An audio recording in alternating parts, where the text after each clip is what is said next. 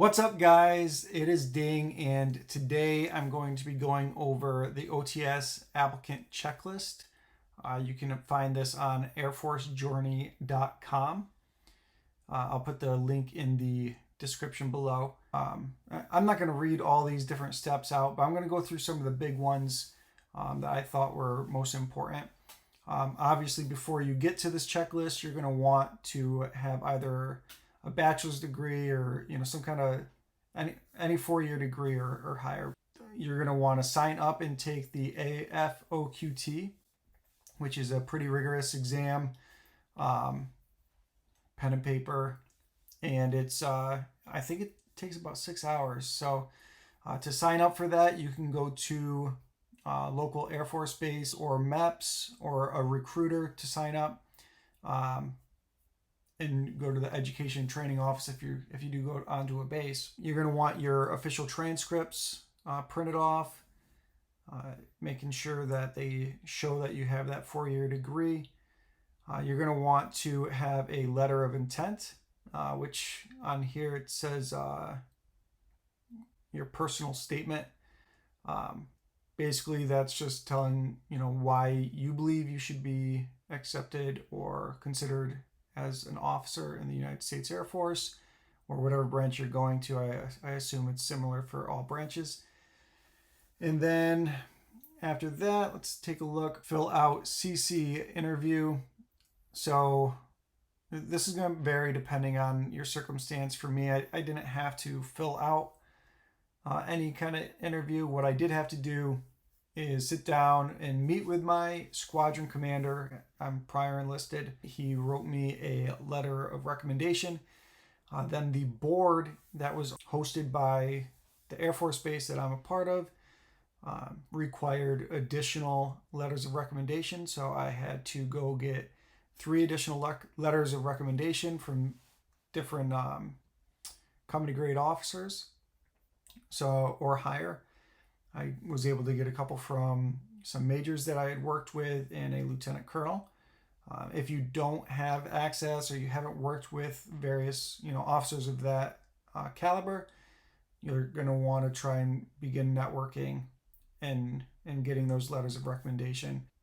You're going to want, as prior enlisted, any past EPRs.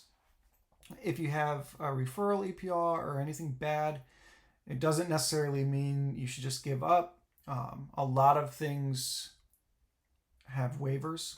There's waivers for everything. Age waivers, medical waivers, moral waivers. So if you messed up in the past, it's possible to still be considered. But obviously, proving that you have good character is just going to be more difficult. Once you have your package ready, you'll submit it to, in my case, I submitted it to our Force Support Squadron, which was in charge of establishing the board. They'll review it, turn it in. I had to include my civilian resume as well as a bunch of this information on here. You'll have to add fitness testing, all of that, prove that you're in good enough shape. And then you'll meet with the board. I met with the board twice. The first time I went to the board, I was very super stiff. And because I was so stiff, it was hard for me to focus on the interview questions. The second time I went through, I was giving a lot of advice by my chief, first sergeant, and a couple of the senior officers who I was working on networking as much as I could. And we did some mock boards. And basically the advice I got from that was, while still maintaining professionalism and correct posture, relax. And I was able to relax, really focus on the questions. A lot of times issues that prior enlisted have is, you're sitting in front of colonels, lieutenant colonels, your wing commander, and you're talking to them about yourself and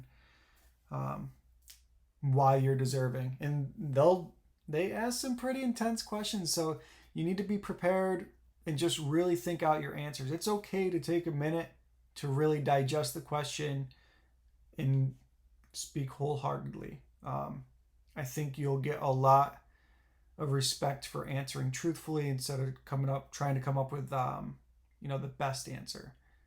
You want to come up with your answer. Let them know what your answer is. They want to see that you're able to think for yourself and just be a good decision maker. So that's basically all the advice I've got.